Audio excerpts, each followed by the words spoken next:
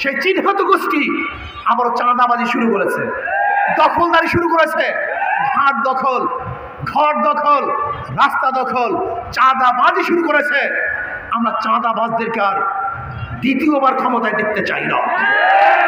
চাঁদা মুক্ত বাংলাদেশ চাই, সন্ত্রাস মুক্ত বাংলাদেশ চাই, ধর্ষণ মুক্ত বাংলাদেশ চাই, জুলুম মুক্ত বাংলাদেশ চাই।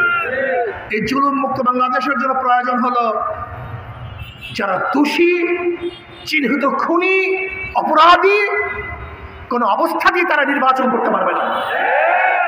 পিআর সিস্টেমে নির্বাচন চাই, সংখ্যানুপাত হারে নির্বাচন হবে।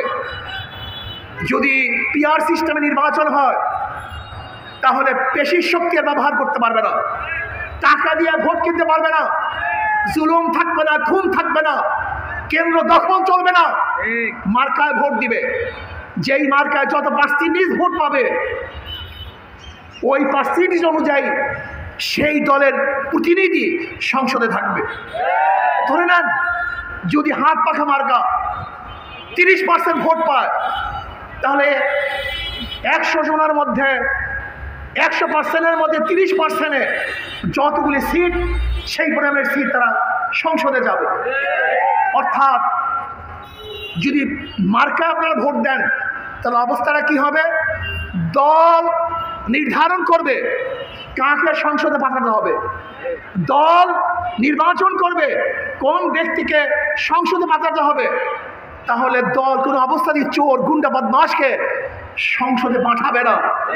যদি দল চোর, গুন্ডা, বদমাশকে সংসদে পাঠায় তাহলে এ দেশের জনগণ দ্বিতীয়বার তাদেরকে আর ভোট প্রদান করবে না। এর জন্য সমস্ত সমস্যার বড় সমাধান হলো পিআর সিস্টেমে নির্বাচন করতে হবে। আমরা মার্কায় ভোট চাই, ব্যক্তিকে ভোট দিতে চাই না।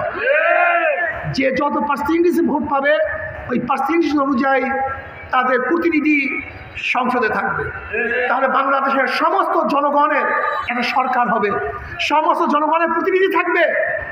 তাহলে সবার ভোট কাজে লাগবে, সবার প্রতিনিধি যখন কথা বলবে তখন এটা গণমানুষের সংসদ হবে আর গণমানুষের উপকার হবে। সেখানে হিন্দুরাও কিন্তু পার্সেন্টেজ অনুযায়ী তারা বিশাল একটা সংখ্যা তারা সংসদে যেতে পারবে।